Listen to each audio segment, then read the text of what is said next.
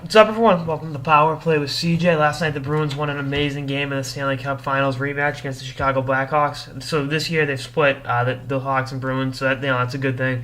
You love seeing the great teams go at each other. That's amazing. It's great hockey. It's great for the league. It's great for people that may not watch the game otherwise. When the best teams are playing, you're going to tune in.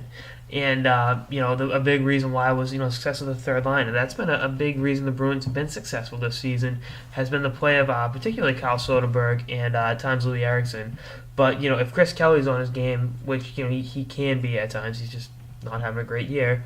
If you look at Kelly Eriksson, a former 35 goal scorer, and Kyle Soderberg has been an amazing player that NHL defensive really don't have the book on yet.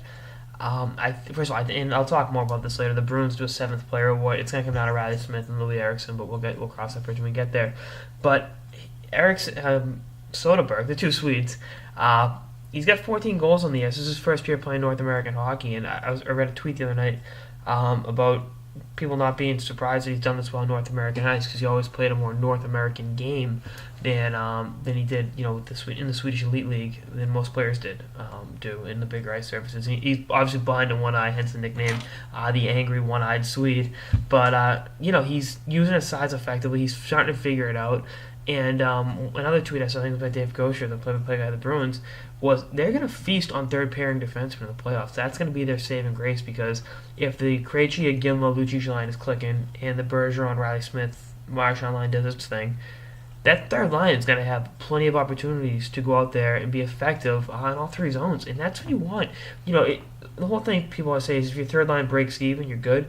The third line can be a difference maker in the playoffs, and the whole point of having, if you want to be in contention, you need depth. I mean, you can have your star players, but you need depth throughout your lineup, and that gives the Bruins an element of depth that they wouldn't have had otherwise. That other teams don't have a luxury, quite frankly. And I think next year it's going to be even better because we'll talk more about this going forward. But the Bruins, I think, are going to re-sign Gimla, and I think Krug, Batowski, Riley Smith, and someone else are up for new deals. So they're going to get re-signed. They're not going to have a lot of cap room. Chris Kelly will be amnestied. McQuaid will likely be traded. With Chris Kelly being amnestied, Ryan Spooner, one of the Bruins' top prospects, having a very good second year in the AHL, 22-year-old kid, is going to step into that role next year on the third line. He's an amazing playmaker. He's got 11 assists in 22 games this year with the Bruins. He'll be, a third-line guy that, is effective offensively. They'll make sure he's in positive situations. If they gotta put defensive zone draws, put Bergeron out there, they'll do that, and he'll be a big difference maker. It's not that I'm trying to kick Chris Kelly out the door. It's that he has 1 year left on his contract.